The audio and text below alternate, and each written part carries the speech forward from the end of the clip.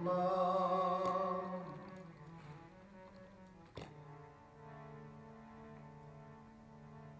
ਸਤਨਾਮ ਸ੍ਰੀ ਵਾਹਿਗੁਰੂ।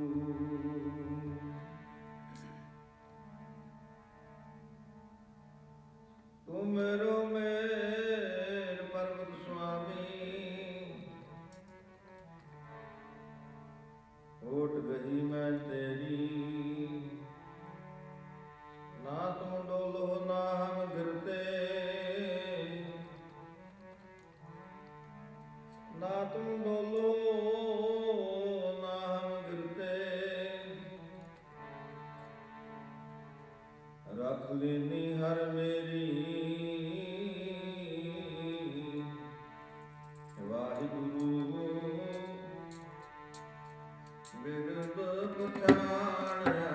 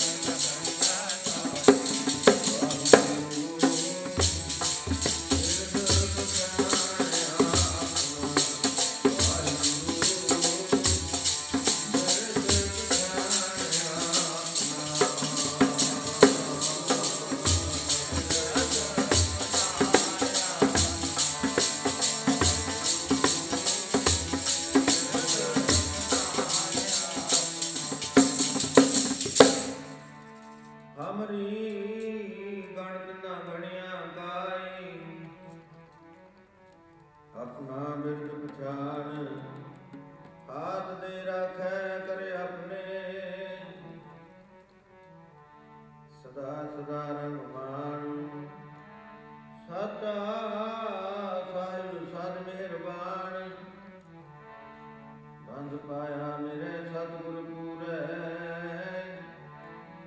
ਹੋਇ ਸਰਬ ਕਲਿਆਣ, ਜਿਉ ਪਾਏ ਪਿੰਡ ਜਿਨ ਸਾਧਿਆ। ਤਾ ਪੈਨਣ ਖਾਣ,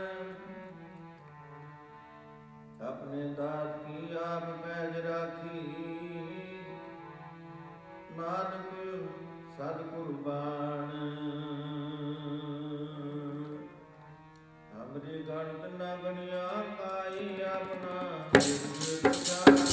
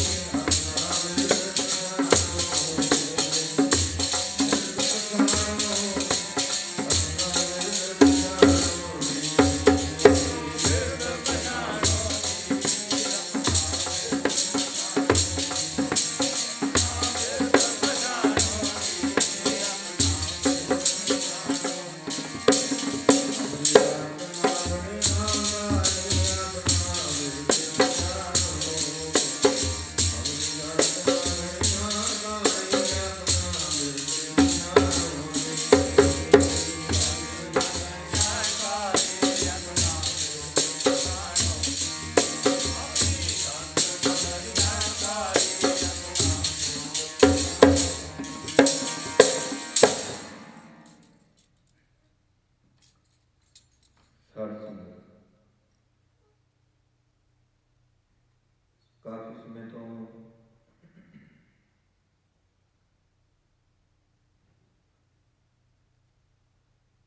आप सतगुरां दे सचखंड दरबार दी हाजरियां करते हुए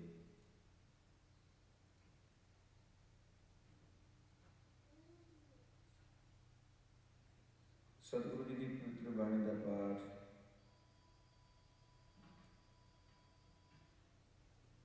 और गुरबाणी का कीर्तन श्रवण करके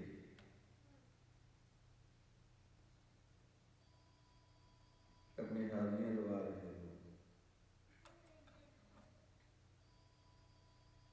रहता सुना भी आप इसी तरह सफलता करने की कोशिश करनी है। ये वास्ते जरूरी है एकाग्रता।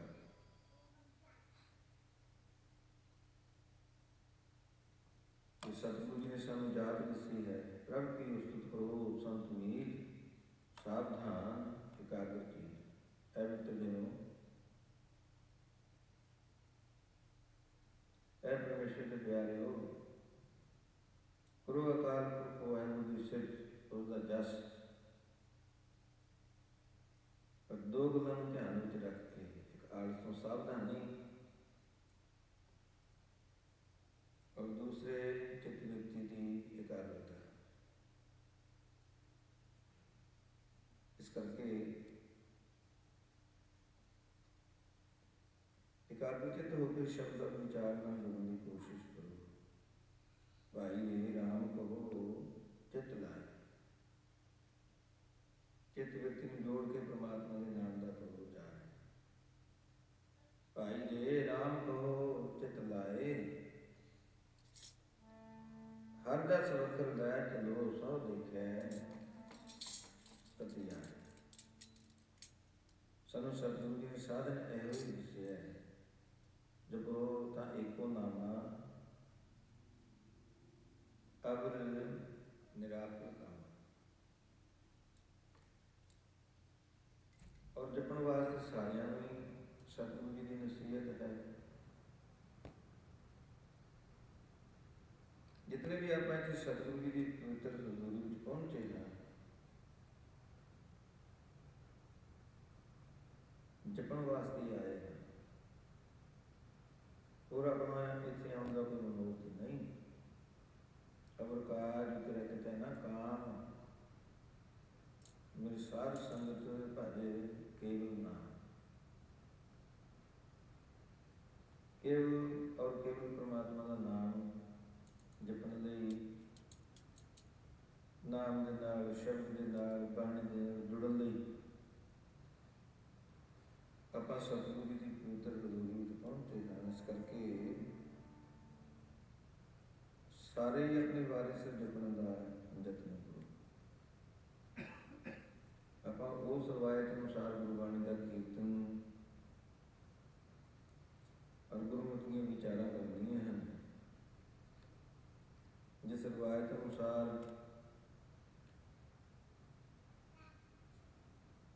संत बाबा ईश्वर सिंह जी राड़ा साहब वाले महापुरखा ने 50 साल गुरु नानक का संदेश संसार के कोने कोने तक पहुंचाया। गुरबाणी ने सीधियां धारणा और गुरमत की बहुत ही सरल और स्पष्ट व्याख्या द्वारा उन्होंने गुरमत दृढ़ करवाई। शब्द की धारणा के जरिए लखां ही प्राणियों को प्रेर के गुरु चरणों के नाल जोड़िया,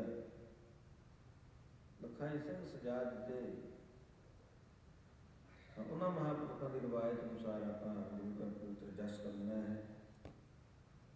सारी गुरु कमाई भाई अपनी रसना की सफलता वास्ते परमेश्वर के नाम का उच्चारण करो, जिस द्वारा रसना पवित्र होगी और मन भी जुड़ेगा गुरु चरणों के नाल। इस करके पहले हिस्से में आपने शब्द की धारणा ਧਿਆਨ ਨਾਲ ਸੁਣਨੀ ਹੈ। ਬਿਲਕੁਲ ਸਿੱਧੀਆਂ ਔਰ ਸਰਲ ਧਾਰਨਾ ਨੇ। ਆਪ ਸਾਰੀ ਪੜ੍ਹ ਸਕੋਗੇ। ਪਹਿਲੇ ਹਿੱਸੇ ਵਿੱਚ ਦਾਸ ਬੋਲੇਗਾ, ਦੂਸਰੇ ਹਿੱਸੇ ਵਿੱਚ ਭਾਈ, ਔਰ ਤੀਸਰੇ ਹਿੱਸੇ ਵਿੱਚ ਸਭ ਬੀਬੀਆਂ ਵੀ ਸ਼ਬਦ ਦੀ ਧਾਰਨਾ ਤੋਂ ਬੋਲਣ ਦਾ ਯਤਨ ਕਰੋ। ਪਹਿਲਾਂ ਸਭ ਗੁਰੂ ਕਮਾਏ ਭਾਈ ਲੜਕੇ, ਸਤਨਾਮ ਵਾਹਿਗੁਰੂ ਦਾ ਜਾਪ ਕਰੀਏ। ਸਤਨਾਮ ਸਤਨਾਮ ਸਤਨਾਮ ਜੀ, ਵਾਹਿਗੁਰੂ ਵਾਹਿਗੁਰੂ ਵਾਹਿਗੁਰੂ ਜੀ। ਸਤਨਾਮ ਸਤਨਾਮ ਸਤਨਾਮ ਜੀ,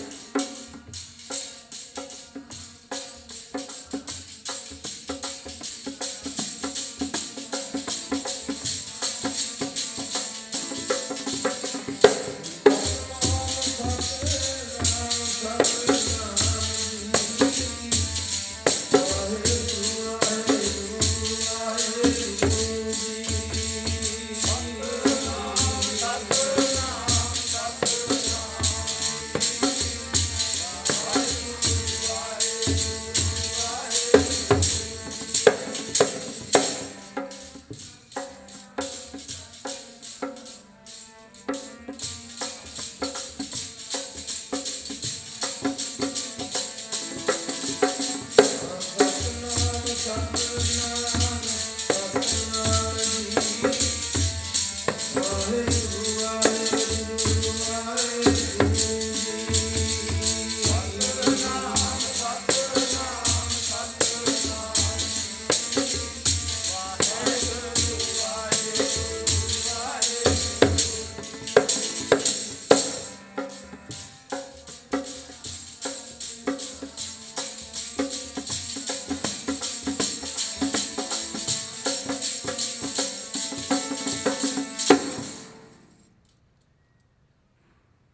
ਸਾਰੀ ਦੁਨੀਆ ਦਾ ਹਰ ਕੋਈ ਇਨਸਾਨ ਇਹ ਚਾਹੁੰਦਾ ਹੈ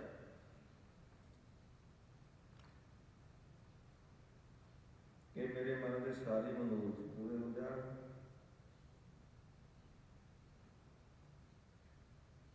ਜੋ ਕੁਝ ਮੈਂ ਮੰਗਦਾ ਹਾਂ ਉਹ ਮੈਨੂੰ ਹਾਸਲ ਹੋ ਜਾਵੇ।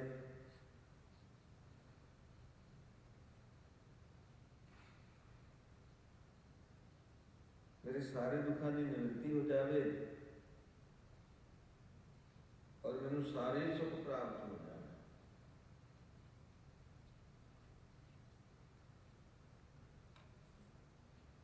ਇਤੇ ਹਰ ਪ੍ਰਾਣੀ ਮਾਤਰ ਦੀ ਇੱਛਾ ਹੋਇਆ ਕਰਦੀ ਹੈ, ਭਾਵੇਂ ਕਿ ਗੁਰਮੁਖ ਹੈ, ਭਾਵੇਂ ਕਿ ਮਨਮੁਖ ਹੈ। ਗੁਰਮੁਖ ਵੀ ਕਹਿੰਦੇ ਨੇ ਵੀ ਸਾਡੇ ਸਾਰੇ ਮਨੋਰਥ ਪੂਰੇ ਹੋ ਜਾਣ, ਮਨੁੱਖ ਵੀ ਚਾਹੁੰਦੇ ਨੇ ਸਾਡੇ ਸਾਰੇ ਕਾਰਜ ਸਿੱਧ ਹੋ ਜਾਣ। ਚੋਰ ਵੀ ਕਹਿੰਦਾ ਮੈਨੂੰ ਸਾਰੇ ਸੁੱਖ ਪ੍ਰਾਪਤ ਹੋ ਜਾਣ, ਔਰ ਸਾਧ ਵੀ ਕਹਿੰਦਾ ਹੈ ਕਿ ਮੈਂ ਸੁਖੀ ਹੋ ਜਾਵਾਂ। ਜਿਹੜੇ ਆਸਤਿਕ ਨੇ, ਰੱਬ ਦੀ ਹੋਂਦ ਵਿੱਚ ਯਕੀਨ ਰੱਖਣ ਵਾਲੇ,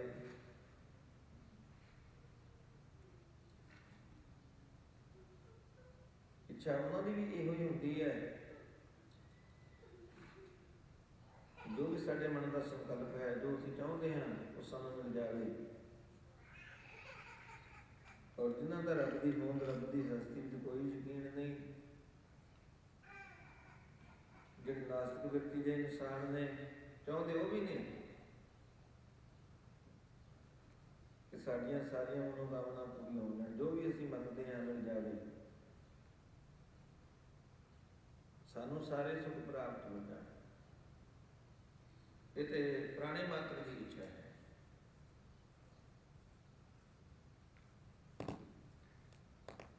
ਤੇ ਜਿਨ੍ਹਾਂ ਨੂੰ ਪਰਮਾਤਮਾ ਵਾਲੇ ਪਾਸੇ ਦੀ ਕੁਝ ਸੋਝੀ ਹੁੰਦੀ ਹੈ,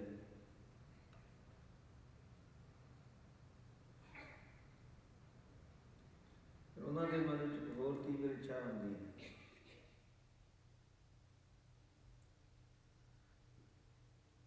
ਕਿ ਅਸੀਂ ਪਤਾ ਨਹੀਂ ਪਿਛਲੇ ਜਨਮਾਂ 'ਚ ਕਿੰਨੇ ਗੁਨਾਹ, ਕਿੰਨੇ ਪਾਪ ਕੀਤੇ ਨੇ,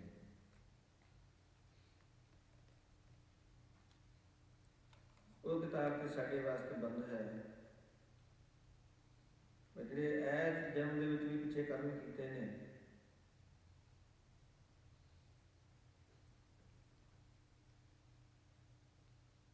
ਜਿਨ੍ਹਾਂ ਤੋਂ ਸਾਨੂੰ ਗੁਰਮਤਿ ਜਾਂ ਆਮ ਤਨ ਤੰਤਰਾਂ ਦੇ ਧਰਮ ਸ਼ਾਸਤਰ ਵਰਤਦੇ ਨੇ,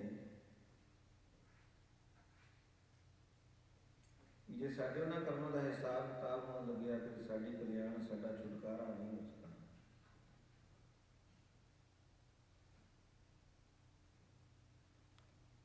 ਉਹਨਾਂ ਦੀ ਇੱਛਾ ਹੁੰਦੀ ਹੈ ਕਿ ਪ੍ਰਮਾਤਮਾ ਅਕਾਲ ਪੁਰਖ ਵਾਹਿਗੁਰੂ ਸਾਡੇ ਸਾਰੇ ਗੁਨਾਹ, ਭਾਵੇਂ ਪਿਛਲੇ ਜਨਮਾਂ ਦੇ ਕੀਤੇ ਨੇ, ਭਾਵੇਂ ਐਸੇ ਜਨਮ ਦੇ, ਅਕਾਲ ਪੁਰਖ ਵਾਹਿਗੁਰੂ ਸਾਡੇ ਸਾਰੇ ਗੁਨਾਹ, ਸਾਰੀਆਂ ਭੁੱਲਾਂ ਖਿਮਾ ਕਰ ਦੇਵੇ।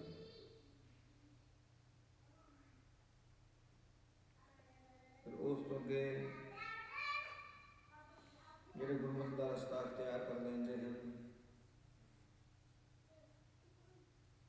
ਜਿਨ੍ਹਾਂ ਦੇ ਹਿਰਦੇ ਵਿੱਚ ਪ੍ਰਮਾਤਮਾ ਦੀ ਪ੍ਰੇਮਾ ਭਗਤੀ ਦ੍ਰਿੜ ਹੋ ਜਾਂਦੀ ਹੈ, ਫਿਰ ਉਹਨਾਂ ਦੀ ਇੱਛਾ ਇਹ ਹੁੰਦੀ ਹੈ ਕਿ ਸੰਸਾਰ ਸੰਸ਼ੇ ਦਾ ਸਮੁੰਦਰ ਹੈ,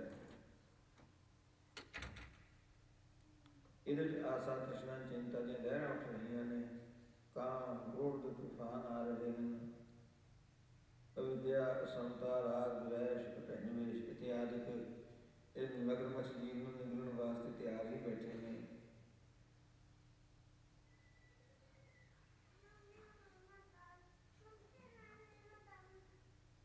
ਅਸੀਂ ਕਿਸੇ ਤਰੀਕੇ, ਕਿਸੇ ਆਸਰੇ ਇਸ ਸੰਸ਼ੇ ਦੇ ਸਮੁੰਦਰ ਤੋਂ ਪਾਰ ਹੋ ਜਾਈਏ, ਸਾਨੂੰ ਪ੍ਰਭੂ ਪ੍ਰਾਪਤੀ ਦੀ ਮੰਜ਼ਿਲ ਪ੍ਰਾਪਤ ਹੋ ਜਾਏ।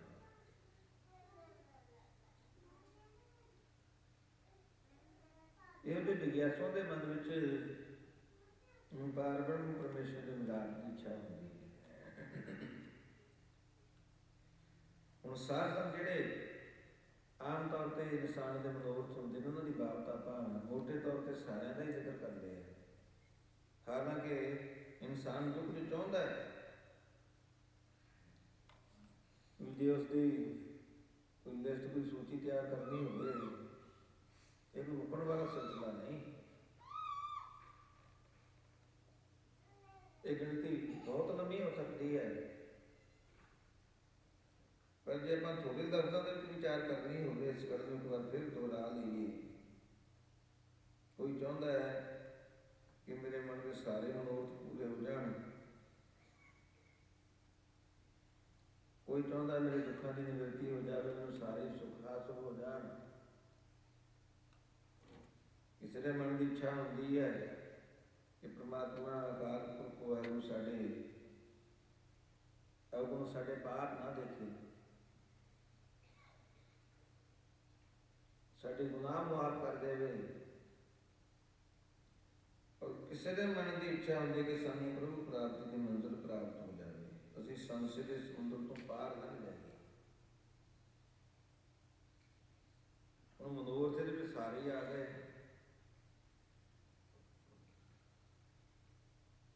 ਪਰ ਇਸ ਮਨੋਰਥ ਦੀ ਸਿੱਧੀ ਸਤਿਗੁਰੂ ਜੀ ਨੇ ਕੇਵਲ ਇੱਕੋ ਹੀ ਸਾਧਨ ਦੁਆਰਾ,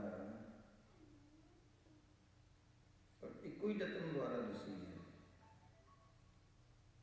ਉਹ ਕੀ ਹੈ? ਜਪ ਮਨ ਸਤਨਾਮ ਸਦਾ ਸਤਨਾਮ। ਉਹ ਸਿਆਣੇ ਪੁਰਸ਼ਾਂ ਨੇ ਕਈ ਕਿਸਮ ਦੇ ਵਕਤਵ ਮੰਨੇ ਨੇ। ਇੱਕ ਦੂਸਰੇ ਨੂੰ ਮੁਖਾਤਬ ਹੋ ਕੇ ਕੀਤਾ ਜਾਂਦਾ ਹੈ, ਕਈ ਵਾਰ ਉਦਾਹਰਨਾਂ ਦੇ ਕੇ ਸਮਝਾਇਆ ਜਾਂਦਾ ਹੈ, ਕਈ ਵਾਰ ਤਾੜਨਾ ਦੁਆਰਾ ਕੋਈ ਨਸੀਹਤ ਦਿੱਤੀ ਜਾਂਦੀ ਹੈ ਦੂਸਰੇ ਨੂੰ ਮੁਖਾਤਬ ਹੋ ਕੇ।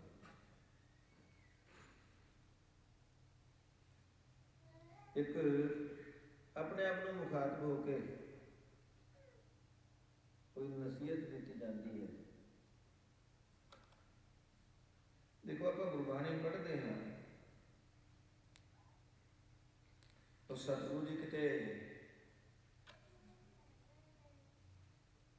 ਆਪਣੇ ਸਾਹਮਣੇ ਬੈਠੇ ਜਿਗਿਆਸੂਆਂ ਨੂੰ ਉਪਦੇਸ਼ ਦਿੰਦੇ ਨੇ,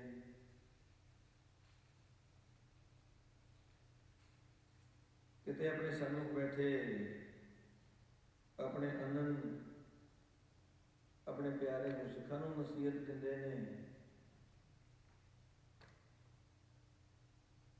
ਕਿਤੇ ਸਾਧ ਸੰਗਤ ਨੂੰ ਮੁਖਾਤਬ ਹੋ ਕੇ ਉਪਦੇਸ਼ ਕਰਦੇ ਹਨ, ਕਿਤੇ ਕਿਤੇ ਵਿਅਕਤੀ ਵਿਸ਼ੇਸ਼ ਨੂੰ ਮੁਖਾਤਬ ਹੋ ਕੇ ਵੀ ਸਤਿਗੁਰੂ ਜੀ ਉਸ ਨੂੰ ਕੋਈ ਨਸੀਹਤ ਦਿੰਦੇ ਹਨ, ਉਸ ਨੂੰ ਕੋਈ ਉਪਦੇਸ਼ ਦ੍ਰਿੜ ਕਰਵਾਉਂਦੇ ਹਨ। ਔਰ ਕਿਤੇ ਸਤਿਗੁਰੂ ਜੀ ਆਪਣੇ ਆਪ ਨੂੰ ਵੀ ਮੁਖਾਤਬ ਹੁੰਦੇ ਨੇ, ਕਿਤੇ ਆਪਣੇ ਸਰੀਰ ਨੂੰ ਮੁਖਾਤਬ ਹੁੰਦੇ ਨੇ, ਕਿਤੇ ਸਰੀਰ ਦੇ ਇੰਦਰੀਆਂ ਨੂੰ, ਸਰੀਰ ਦੇ ਅੰਗਾਂ ਨੂੰ ਮੁਖਾਤਬ ਹੁੰਦੇ ਹਨ। ਇਹ ਸਰੀਰਾ ਮੇਰਿਆ ਇਸ ਜਗ ਮੈਂ ਆਏ ਕਹਿ, ਯਾਰ ਤੁਧ ਕਰਮ ਕਮਾਇਆ। ਦੂਸਰਿਆਂ ਨੂੰ ਨਹੀਂ, ਬਲਕਿ ਆਪਣੇ ਆਪ ਨੂੰ ਸੰਬੋਧਨ ਕਰਕੇ ਕਹਿ ਰਹੇ ਹਨ, ਇਹ ਕਰਮ ਕਮਾਇਆ ਤੁਧ ਸਰੀਰਾ, ਜਾਂ ਤੂੰ ਜਗ ਮੈਂ ਆਇਆ। ਇਹ ਆਪਣੇ ਆਪ ਨੂੰ ਮੁਖਾਤਬ ਹੋ ਕੇ ਕੀਤਾ ਹੈ ਉਪਦੇਸ਼। ਇਹ ਨੇਤਰੋ ਮੇਲਿਓ ਹਰ ਤੁਮੈ ਜੋਤ ਧਰੀ, ਹਰ ਬਿਨਾ ਨਾ ਦੇਖੋ ਕੋਈ, ਹਰ ਬਿਨਾ ਨਾ ਦੇਖੋ ਕੋਈ, ਨਦਰੀ ਹਰ ਨਿਹਾਲਿਆ। ਇਹ ਰਸਨਾ ਤੂੰ ਅਨਸ ਰਾਤ ਰਹੀ, ਤੇਰੀ ਪਿਆਸ ਨਾ ਜਾਏ, ਪਿਆਸ ਨਾ ਜਾਏ ਹੋਰ ਕਿਤਾ ਹੈ, ਜਿਚਰ ਹਰ ਰਸ ਪੱਲੇ ਨਾ ਪਾਏ। ਕਿਸੇ ਦੂਸਰੇ ਨੂੰ ਨਹੀਂ, ਬਲਕਿ ਆਪਣੇ ਸਰੀਰ ਦੇ ਅੰਦਰ ਮੁਖਾਤਬ ਹੋ ਕੇ ਸਤਿਗੁਰੂ ਜੀ ਕਹਿ ਰਹੇ ਨੇ, ਇਹ ਸਰਗੁਣ ਮੇਲਿਓ ਸੱਚ ਹੈ ਸੁਣਨੇ ਨੂੰ ਉਠਾਏ, ਸੱਚ ਹੈ ਸੁਣਨੇ ਨੂੰ ਉਠਾਏ, ਸਰੀਰ ਲਾਏ ਸੁਣੋ ਸੱਚ ਬਾਣੀ। ਕੰਨਾਂ ਨੂੰ ਮੁਖਾਤਬ ਹੋ ਕੇ ਕਹਿ ਰਹੇ, ਕੀਰਤ ਪ੍ਰਭ ਕੀ ਗਾਓ ਮੇਰੀ ਰਸਨਾ, ਅਨਕ ਬਾਰ ਪ੍ਰਬੰਧਨ ਸੰਤਨ, ਊਹਨ ਚਰਨ ਗੋਬਿੰਦ ਜੀ ਕੀ ਬਸਨਾ।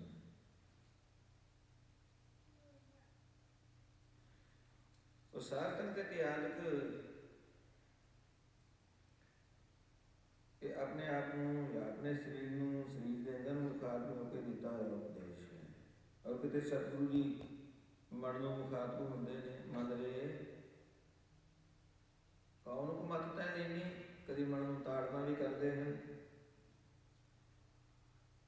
ਮਨ ਰੇ ਕਹਾਂ ਭਇਓ ਤੈ ਬੌਰਾ, ਐਨ ਸਾਉ ਘਟਾਇ ਨਹੀਂ ਜਾਣੈ, ਭਇਓ ਲੋਭ ਸੰਖੋਰਾ। ਮਨ ਰੇ ਪ੍ਰਭ ਕੀ ਸਰਨ ਵਿਚਾਰੋ, ਜੇ ਸਿਮਰਤ ਗਨਕਾ ਸੀ ਉਧਰੀ, ਤਾ ਕੋ ਜਸ ਉਤਾਰੋ। ਕਿਤੇ ਮਨ ਨੂੰ ਤਾੜਨਾ ਕਰਦੇ ਹਨ, ਕਿਤੇ ਪਿਆਰ ਨਾਲ ਉਪਦੇਸ਼ ਦਿੰਦੇ ਹਨ। ਇਹ ਮਨ ਪਿਆਰਿਆ ਤੂੰ ਸਦਾ ਸਤ ਸੰਭਾਲੇ, ਇਹੋ ਕੁਟੰਬ ਤੂੰ ਜੇ ਦੇਖਦਾ, ਚੱਲੈ ਨਾਹੀ ਤੇਰੇ ਨਾਲੇ। ਉਹ ਸਾਰਕਨ ਗੁਰਮੁਖਾਂ ਦਾ ਮਨ ਨਾਲ ਹੀ ਝਗੜਾ ਹੁੰਦਾ ਹੈ, ਔਰ ਫਿਰ ਮਨ ਨਾਲ ਹੀ ਉਹਨਾਂ ਦੀ ਸਤਤਾ, ਮਨ ਨਾਲ ਹੀ ਸਮਝੌਤਾ ਕਰ ਲੈਂਦੇ ਨੇ।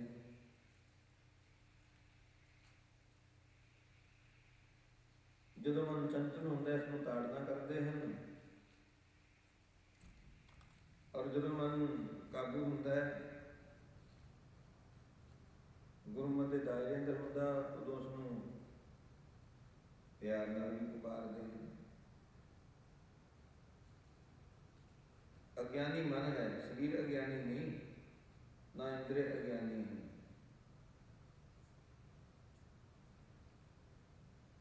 ਜੇ ਅਗਿਆਨੀ ਮਨ ਹੈ ਫਿਰ ਗਿਆਨ ਵੀ ਸਰੀਰ ਨੂੰ ਨਹੀਂ ਹੋਣਾ।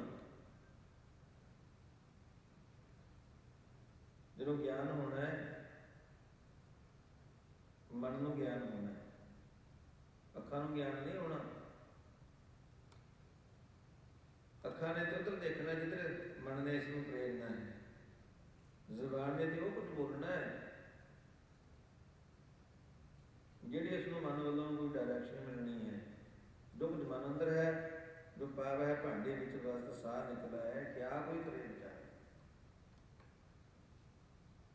ਜ਼ੁਬਾਨ ਤੇ ਇੱਕ ਜ਼ਰੀਆ ਹੈ, ਜੋ ਕੁਝ ਮਨ ਅੰਦਰ ਹੈ ਉਸ ਦੇ ਬਾਹਰ ਆਉਣ ਵਾਸਤੇ। ਇਸ ਕਰਕੇ ਅਗਿਆਨੀ ਵੀ ਮਨ ਹੀ ਹੈ, ਔਰ ਗਿਆਨ ਵੀ ਮਨ ਨੂੰ ਹੀ ਹੋਣਾ ਹੈ। ਤਾੜਨਾ ਵੀ ਮਨ ਨੂੰ ਹੀ ਕੀਤੀ ਜਾਂਦੀ ਹੈ, ਔਰ ਪਿਆਰ ਨਾਲ ਵੀ ਮੁਖਾਤਬ ਮਨ ਨੂੰ ਹੀ ਹੋਇਆ ਜਾਂਦਾ ਹੈ। ਸਤਿਗੁਰੂ ਜੀ ਬਹੁਤ ਥਾਵਾਂ ਤੇ ਆਪਣੇ ਮਨ ਨੂੰ ਮੁਖਾਤਬ ਹੋ ਕੇ ਉਪਦੇਸ਼ ਦਿੰਦੇ ਨੇ। ਸਾਰਥਕ ਉਪਦੇਸ਼ ਭਾਵੇਂ ਸਰੀਰ ਨੂੰ ਮੁਖਾਤਬ ਹੋ ਕੇ ਵੀ ਕੀਤਾ ਗਿਆ ਹੈ, ਭਾਵੇਂ ਸਰੀਰ ਦੇ ਅੰਦਰ ਨੂੰ ਮੁਖਾਤਬ ਹੋ ਕੇ ਕੀਤਾ ਗਿਆ ਹੈ। ਕੋੜ ਕੋ ਉਪਦੇਸ਼ ਮਨ ਦੇ ਪ੍ਰਥਾਏ ਹੀ ਹੋਇਆ ਕਰਦਾ ਹੈ। ਇਸ ਕਰਕੇ ਸਿਆਣੇ ਪੁਰਸ਼ਾਂ ਨੇ ਜਿਹੜਾ ਸਭ ਤੋਂ ਉੱਤਮ ਵਕਤਵ ਹੈ ਉਸ ਨੂੰ ਮੰਨਿਆ ਗਿਆ ਹੈ, ਜਿਹੜਾ ਮਨ ਨੂੰ ਮੁਖਾਤਬ ਹੋ ਕੇ ਕੀਤਾ ਜਾਂਦਾ ਹੈ। ਸੋਢੀ ਸੁਲਤਾਨ ਸਾਹਿਬ ਗੁਰੂ ਰਾਮਦਾਸ ਜੀ ਮਹਾਰਾਜ ਇੱਥੇ ਮਨ ਨੂੰ ਮੁਖਾਤਬ ਹੋ ਰਹੇ ਨੇ। ਜਪ ਮਨ ਸਤਨਾਮ ਸਦਾ ਸਤਨਾਮ, ਹਲਕ ਪਲਕ ਮੁਖ ਉਜਲ ਹੋਈ ਹੈ, ਨਿਤ ਧਿਆਈਐ ਹਰ ਪੁਰਖ ਨਿਰੰਜਨਾ। ਜਪ ਮਨ ਸਤਨਾਮ ਸਦਾ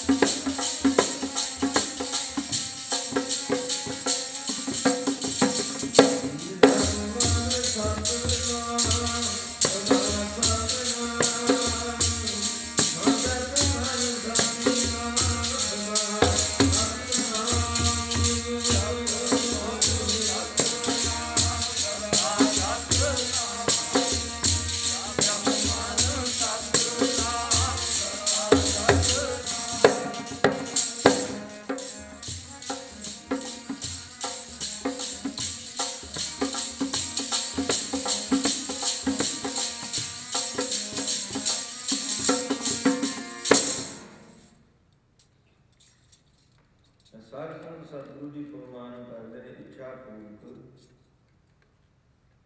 ਸਰਬ ਸੁਖ ਦਾਤਾ ਹਰ ਜਾ ਕੈ ਵਸ ਹੈ, ਕਾਮ ਧੇਨਾ। ਸਾਰੀਆਂ ਇੱਛਾ ਪੂਰੀਆਂ ਕਰਨ ਵਾਲਾ ਔਰ ਸਾਰੇ ਸੁੱਖਾਂ ਦਾ ਦਾਤਾ ਹੈ ਪਰਮਾਤਮਾ ਅਕਾਲ ਪੁਰਖ ਵਾਹਿਗੁਰੂ ਦਾ ਨਾਮ। ਇਸ ਪਰਮਾਤਮਾ ਦਾ ਨਾਮ ਕਾਮ ਧਨ ਗਊ ਚਿੰਤਾਮਣੀ ਬੱਟੀ ਕਲਪ ਮਿਰਚੇ ਤਿਆਦ ਐਸੇ ਪਦਾਰਥ ਮੰਨੇ ਗਏ ਨੇ। ਇੱਕ ਪੌਰਾਣਿਕ ਕਥਾ ਹੈ, ਕਹਿੰਦੇ ਜਦੋਂ ਦੈਂਤਾਂ ਨੇ ਔਰ ਦੇਵਤਿਆਂ ਨੇ ਰਲ ਕੇ ਸਮੁੰਦਰ ਰਿੜਕਿਆ, ਆਪਾਂ ਇਹਨਾਂ ਗੱਲਾਂ ਦੀ ਪ੍ਰਮਾਣਿਕਤਾ ਵੱਲ ਨਹੀਂ ਜਾਣਾ, ਕੇਵਲ ਸਿਧਾਂਤ ਦੀ ਗੱਲ ਲੈਣੀ ਹੈ ਵੀ ਉਹਦੇ ਚ ਬਹੁਤ ਸਾਰੇ ਦੁਰਲਭ ਪਦਾਰਥ ਨਿਕਲੇ ਜਿਨ੍ਹਾਂ ਵਿੱਚੋਂ ਜ਼ਿਆਦਾਤਰ ਦੇਵਤੇ ਦੇਵ ਲੋਕ ਵਿੱਚ ਲੈ ਗਏ, ਜਿਨ੍ਹਾਂ ਵਿੱਚ ਕਾਮ ਧਨ ਨਾਂ ਦੀ ਗਊ, ਚਿੰਤਾਮਣੀ ਨਾਮ ਦੀ ਵੱਟੀ, ਇੱਕ ਕਲਪ ਮਿਰਚ। ਉਹਨਾਂ ਦੇ ਤੇ ਖਾਸੀਅਤ ਮੰਨੀ ਗਈ। ਉਹ ਚਿੰਤਾਮਣੀ ਮਿੱਟੀ ਨੂੰ ਹੱਥ ਵਿੱਚ ਲੈ ਕੇ ਜਿਹੜਾ ਵੀ ਸੰਕਲਪ ਕੀਤਾ ਜਾਂਦਾ ਸਿਵਾਏ ਪ੍ਰਭੂ ਪ੍ਰਾਪਤੀ ਔਰ ਕਲਿਆਣ ਦੇ ਪੂਰਾ ਹੋ ਜਾਂਦਾ। ਉਸ ਕਲਪ ਵਿੱਚ ਦੇ ਹੇਠ ਖੜ ਕੇ ਜਿਹੜਾ ਵੀ ਸੰਕਲਪ ਕੀਤਾ ਜਾਂਦਾ ਉਸੇ ਤਰ੍ਹਾਂ ਸਿਵਾਏ ਮੁਕਤੀ ਔਰ ਪ੍ਰਭੂ ਪ੍ਰਾਪਤੀ ਦੇ ਸੰਕਲਪ ਪੂਰਾ ਹੋ ਜਾਂਦਾ। ਇਸੇ ਤਰ੍ਹਾਂ ਉਸ ਕਾਮ ਧੇਨ ਗਊ ਦੇ ਪਾਸ ਖੜ ਕੇ ਉਸ ਦੀ ਸੇਵਾ ਕਰਕੇ ਜਿਹੜਾ ਵੀ ਸੰਕਲਪ ਕੀਤਾ ਜਾਂਦਾ ਸਿਵਾਏ ਮੁਕਤੀ ਔਰ ਪ੍ਰਭੂ ਪ੍ਰਾਪਤੀ ਦੇ ਪੂਰਾ ਹੋ ਜਾਂਦਾ। ਉਹ ਸਾਧ ਸੰਗਤ ਇਹਦੇ ਜਿਨ੍ਹਾਂ ਪਦਾਰਥਾਂ ਦਾ ਆਪਾਂ ਜ਼ਿਕਰ ਕੀਤਾ ਹੈ ਇਹ ਸਾਰੇ ਪਰਮਾਤਮਾ ਦੀ ਅਕਾਲ ਪੁਰਖ ਵਾਹਿਗੁਰੂ ਦੀ ਕਿਰਤ ਨੇ। ਕਰਤਾ ਉਹ ਆਪ ਹੈ। ਕਿਰਤ ਕਦੀ ਕਰਤੇ ਤੋਂ ਵੱਡੀ ਨਹੀਂ ਹੋ ਸਕਦੀ। ਸਾਨੂੰ ਸਤਿਗੁਰੂ ਜੀ ਨੇ ਕਿਰਤ ਨਾਲ ਨਹੀਂ ਕਰਤੇ ਨਾਲ ਜੋੜਿਆ ਹੈ। ਸਤਿਗੁਰੂ ਜੀ ਉਸ ਕਰਤੇ ਦੇ ਨਾਮ ਦਾ ਸਿਮਰਨ ਕਰਨ ਵਾਸਤੇ ਸਾਨੂੰ ਆਗਿਆ ਕਰ ਰਹੇ ਨੇ। ਇਹ ਕਾਮ ਤੇ ਗੁਰੂਵਾਰ ਤੇ ਜਿਸ ਕਰਤੇ ਦੀ ਕਿਰਤ ਨੇ ਜਾ ਕੇ ਵਸ ਹੈ ਕਾਮ ਤੇ ਨਾ ਸੋ ਐਸਾ ਧਿਆਈਐ ਮੇਰੇ ਜੀੜੇ ਜਿੰਦਾ ਕਲਕੀ ਪ੍ਰਾਪਤ ਹੋਵੇਗਾ ਤਾਂ ਸਰਬ ਸੁਖ ਪਾਵੇ ਮੇਰੇ ਮਨਾ। ਤੈਨੂੰ ਸਾਰੇ ਸੁਖ ਪ੍ਰਾਪਤ ਹੋ ਜਾਣਗੇ। ਤੇਰੇ ਮਨ ਦੀਆਂ ਸਾਰੀਆਂ ਇੱਛਾ ਮਨ ਦੇ ਸਾਰੇ ਮਨੋਰਥ ਪੂਰੇ ਹੋ ਜਾਣਗੇ। ਇੱਛਾ ਪੂਰਕ ਸਰਬ ਸੁਖ ਦਾਤਾ ਹਰਿ ਜਾ ਕੇ ਬਸ ਹੈ ਕਾਮ ਤੇ ਨਾ ਸੋ ਐਸਾ ਧਿਆਈਆ ਮੇਰੇ ਜੀੜੇ ਤਾਂ ਸਰਬ ਸੁਖ ਪਾਵੇ ਮੇਰੇ ਮਨਾ। ਜਪ ਮਨ ਸਤਨਾਮ ਸਦਾ ਸਤਨਾਮ ਹਰਤ ਬਰਤ ਮੁਖ ਉਜਲ ਹੋਈ ਹੈ ਨਿਤ ਧਿਆਈਐ ਹਰ ਪੁਰਖ ਨਿਰੰਜਨਾ। ਸਭੇ ਚਾਹਣ ਦੇਰੀਆਂ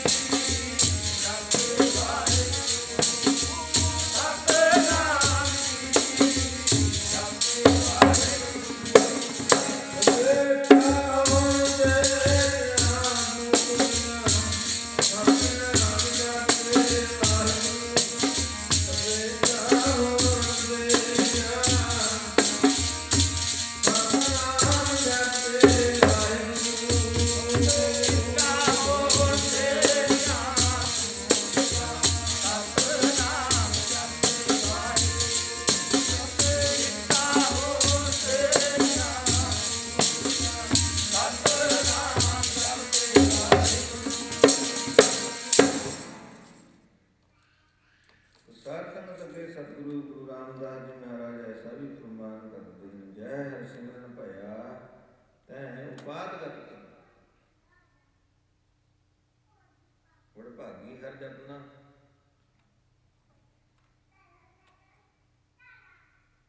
ਜਿੱਥੇ ਜਿੱਥੇ ਵੀ ਪ੍ਰਮਾਤਮਾ ਦੇ ਨਾਮ ਦਾ ਸਿਮਰਨ ਹੋਇਆ, ਦੂਸਰੇ ਲਫ਼ਜ਼ਾਂ ਚ ਜਿਨ੍ਹਾਂ ਨੇ ਵੀ ਜਪਿਆ, ਇਸ ਸਿਮਰਨ ਦੀਆਂ ਬਰਕਤਾਂ ਦੇ ਨਾਲ ਵੱਡੇ ਵੱਡੇ ਅਦਮ ਪਾਪੀ ਜੀਵਾਂ ਦਾ ਵੀ ਉਧਾਰ ਹੋ ਗਿਆ। ਹਰ ਕੋ ਨਾਮ ਸਦਾ ਸੁਖਦਾਈ, ਜਾ ਕਉ ਸਿਮਰ ਅਜਾਮਲ ਉਧਰਿ।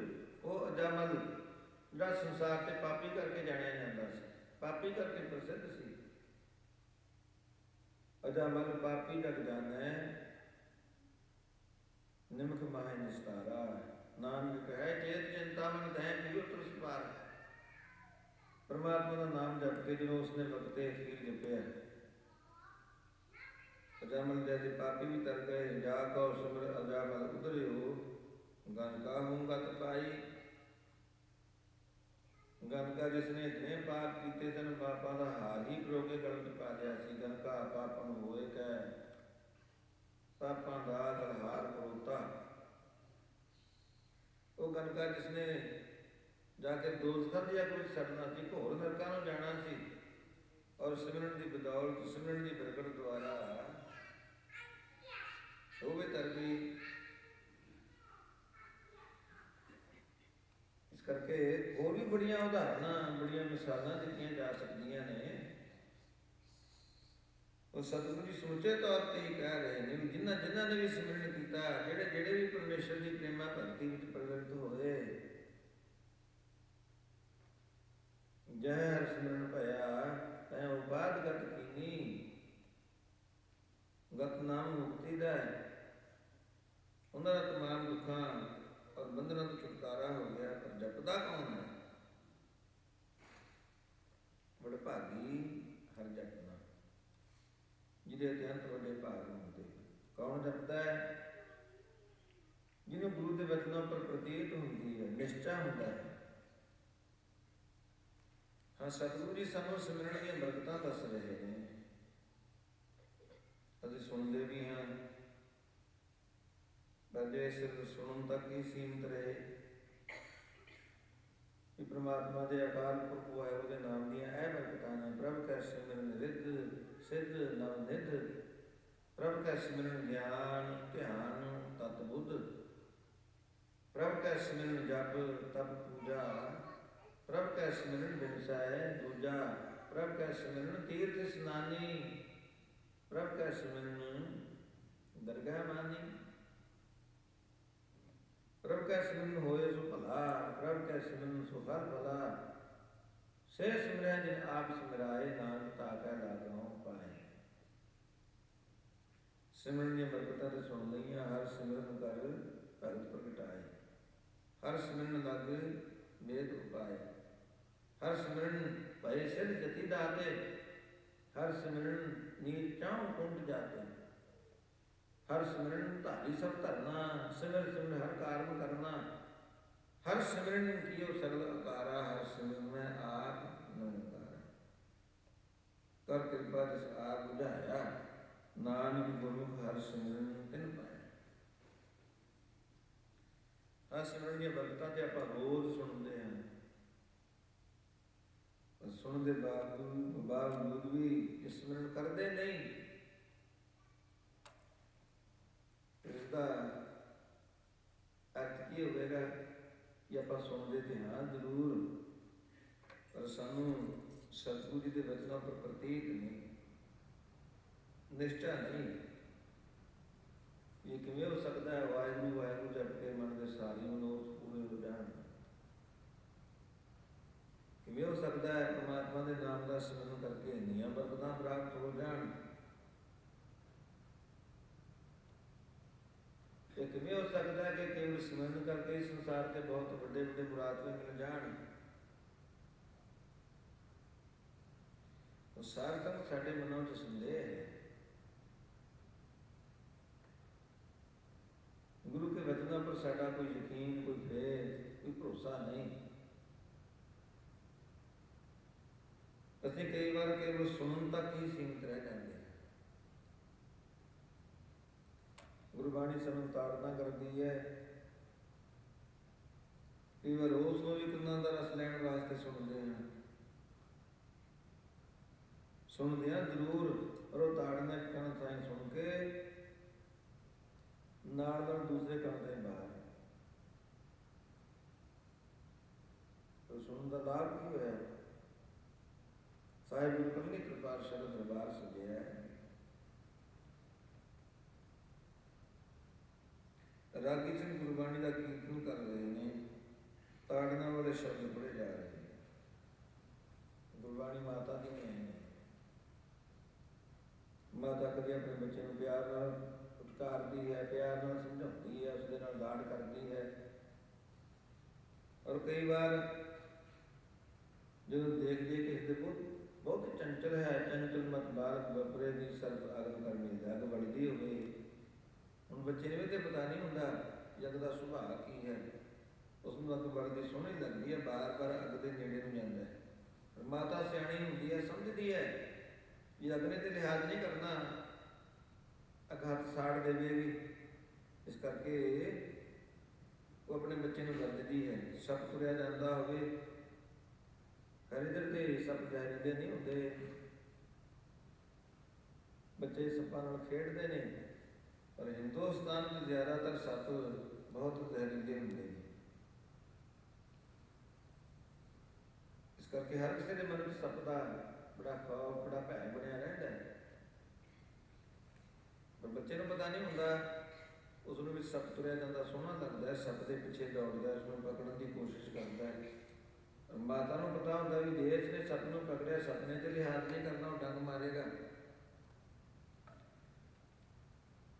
ਫਿਰ ਆਪਣੇ ਬੱਚੇ ਨੂੰ ਤਾੜਨਾ ਕਰਦੀ ਹੈ। ਉਹ ਸਾਰ ਤੱਕ ਭਾਵੇਂ ਮਾਤਾ ਆਪਣੇ ਬੱਚੇ ਨੂੰ ਪਿਆਰ ਨਾਲ ਸਮਝਾਵੇ, ਭਾਵੇਂ ਤਾੜਨਾ ਕਰੇ, ਹਰ ਦੋਨਾਂ ਹਾਲਤਾਂ 'ਚ ਉਸਦੀ ਬਿਹਤਰੀ ਚਾਹੁੰਦੀ ਹੈ। ਬਿਲਕੁਲ ਇਸੇ ਤਰ੍ਹਾਂ ਗੁਰਬਾਣੀ ਨੂੰ ਵੀ ਮਾਤਾ ਆਪਣੇ ਜਗਿਆਸੂ ਪੁੱਤਰਾਂ ਨੂੰ ਕਦੀ ਪਿਆਰ ਨਾਲ ਵੀ ਸਮਝਾਉਂਦੀ ਹੈ, ਪਰ ਕਈ ਵਾਰ ਤਾੜਨਾ ਵੀ ਕਰਦੀ ਹੈ। ਭਾਵੇਂ ਪਿਆਰ ਦਾ ਉਪਦੇਸ਼ ਦੇਵੇ, ਭਾਵੇਂ ਤਾੜਨਾ ਵਾਲਾ, ਹਰ ਦੋਨਾਂ ਹਾਲਤਾਂ ਵਿੱਚ ਜਗਿਆਸੂ ਦੀ ਕਲਿਆਣ ਚਾਹੁੰਦੀ ਹੈ। ਤਾੜਨਾ ਵਾਲੇ ਸ਼ਬਦ ਪੜ੍ਹੇ ਜਾ ਰਹੇ ਨੇ। ਅੱਜ ਸੁਥਰਾ ਸਾਹਿਬ ਗੁਰੂ ਕਲਗੀਧਰ ਪਾਤਸ਼ਾਹ ਦੇ ਸੱਚਖੰਡ ਦਰਬਾਰ ਵਿੱਚ ਆਉਂਦਾ ਹੈ।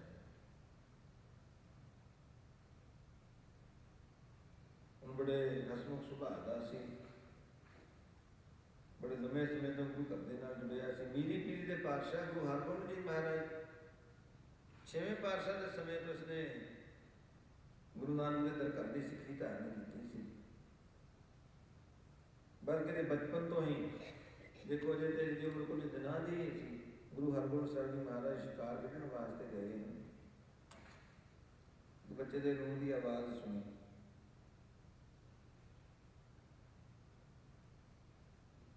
ਸਿੱਖਾਂ ਨੂੰ ਕਹਿਣ ਲੱਗੇ ਵੀ ਕਿਸੇ ਬੱਚੇ ਦੇ ਰੋਣ ਦੀ ਆਵਾਜ਼ ਦਾ ਤਲਾਸ਼ ਕਰੋ। ਹੁਣ ਜੰਗਲ ਸਨ, ਝਾੜੀਆਂ ਸਨ, ਸਿੱਖਾਂ ਨੇ ਤਲਾਸ਼ ਸ਼ੁਰੂ ਕਰ ਦਿੱਤੀ।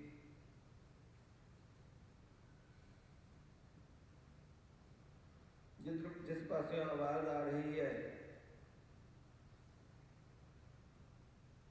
ਉਸ ਪਾਸੇ ਨੂੰ ਬਹੁਤ ਸਾਰੇ ਸਿੱਖਾਂ ਨੇ ਚਾਲੇ ਪਾ ਦਿੱਤੇ। ਬੜਾ ਘਣਾ, ਬੜਾ ਸੰਘਣਾ ਜੰਗਲ ਹੈ। ਅਖੀਰ ਉਸਦੀ ਤਲਾਸ਼ ਕਰਦੇ ਕਰਦੇ ਸਿੱਖ ਪਹੁੰਚ ਗਏ ਉਸ ਬੱਚੇ ਤੱਕ। ਦੇਖਿਆ ਇਹ ਬੱਚਾ ਇਉਂ ਪ੍ਰਤੀਤ ਹੁੰਦਾ ਵੀ ਇਸਦੀ ਉਮਰ ਜੇ ਕੁਝ ਦਿਨਾਂ ਦੀ ਹੀ ਹੈ, ਪਰ ਇਸਦੇ 2 ਦੰਦ ਬਾਹਰ ਨੂੰ ਆਏ ਨੇ, ਸ਼ਕਲ ਬੜੀ ਖੋਟੀ ਜਿਹੀ ਹੈ, ਰੰਗ ਵੀ ਕਾਲਾ ਹੈ, ਮੈਲੇ ਵਿਚਾਰੇ ਕੱਪੜਿਆਂ ਵਿੱਚ ਲਪੇਟਿਆ ਹੈ। ਇਹ ਚੁੱਕ ਕੇ ਲੈ ਆਏ, ਪਰ ਥੋੜੀ ਵਿੱਚ ਤੇ ਖੜੇ ਹੋ ਗਏ। ਸਤਿਗੁਰੂ ਜੀ ਕਹਿਣਗੇ, ਭਾਈ ਕੀ ਗੱਲ, ਨੇੜੇ ਨਹੀਂ ਆ ਰਹੇ? ਮਹਾਰਾਜ ਕੋਥਰਾ ਜਿਹਾ ਬੱਚਾ ਹੈ, ਮੈਲੇ ਵਿਚਾਰੇ ਕੱਪੜਿਆਂ ਵਿੱਚ ਲਪੇਟਿਆ ਹੈ। ਕੋਥਰਾ ਦਾ ਭਾਵ ਕੋਝੀ ਦੀ ਸ਼ਕਲ ਵਾਲਾ ਹੈ।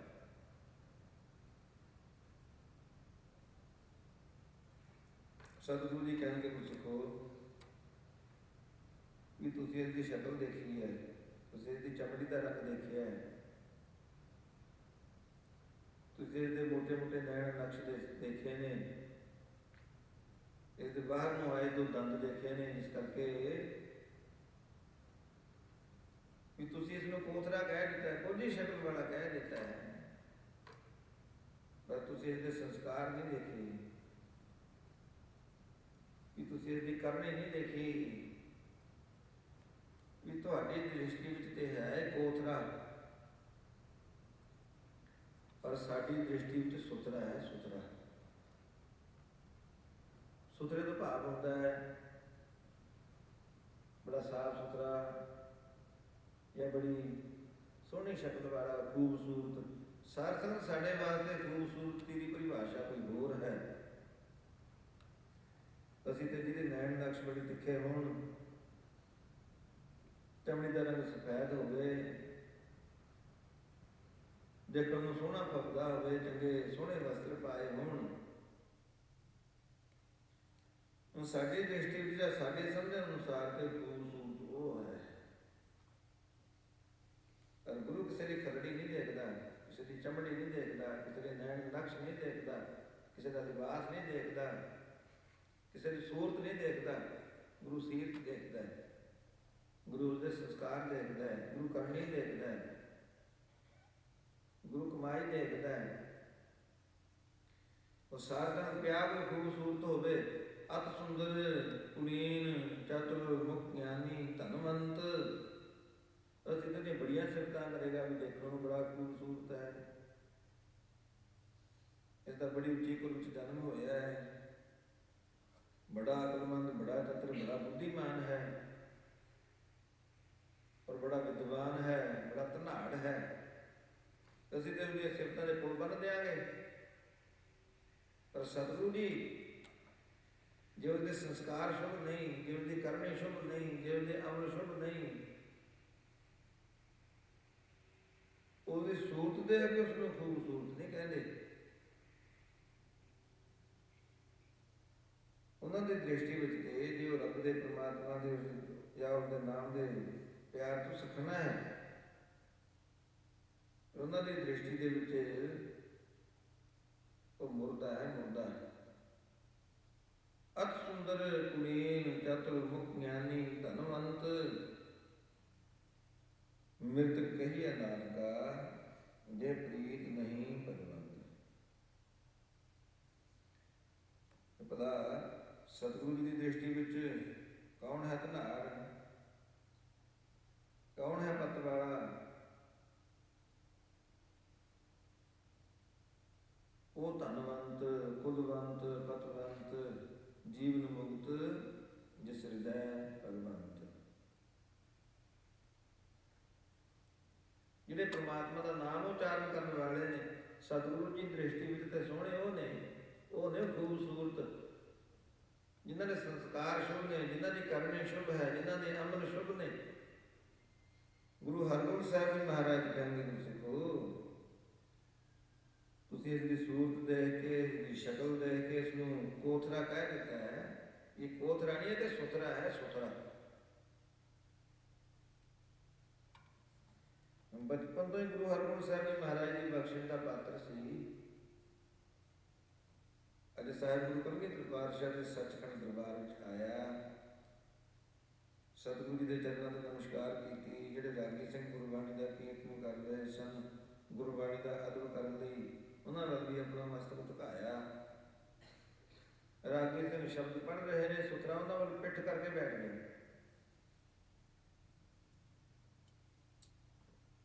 ਜਿਹੜੇ ਸੇਵਾਦਾਰ ਉੱਥੇ ਸਾਵਧਾਨ ਸਨ, ਸੁਥਰਿਆ ਇਹ ਤੂੰ ਕੀ ਕਰ ਰਿਹਾ? ਰਾਗੀ ਸਿੰਘ ਗੁਰਬਾਣੀ ਪੜ੍ਹ ਰਹੇ ਨੇ, ਤੈਂ ਉਹਨਾਂ ਵੱਲ ਪਿੱਠ ਕਰ ਲਈ ਹੈ, ਗੁਰਬਾਣੀ ਦੀ ਤੌਹੀਨ ਹੈ।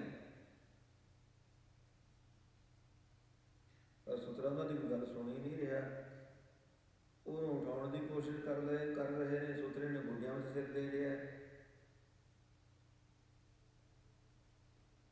ਉਹਨਾਂ ਨੇ ਬਥੇਰਾ ਯਤਨ ਕੀਤਾ, ਜ਼ਬਰਦਸਤੀ ਵੀ ਉਠਾਉਣ ਦੀ ਕੋਸ਼ਿਸ਼ ਕੀਤੀ, ਪਰ ਸੁਥਰਾ ਸਰੀਰ ਦਾ ਵੀ ਬੜਾ ਬਲੀ ਸੀ, ਟਸ ਤੋਂ ਮਸ ਨਾ ਹੋਇਆ।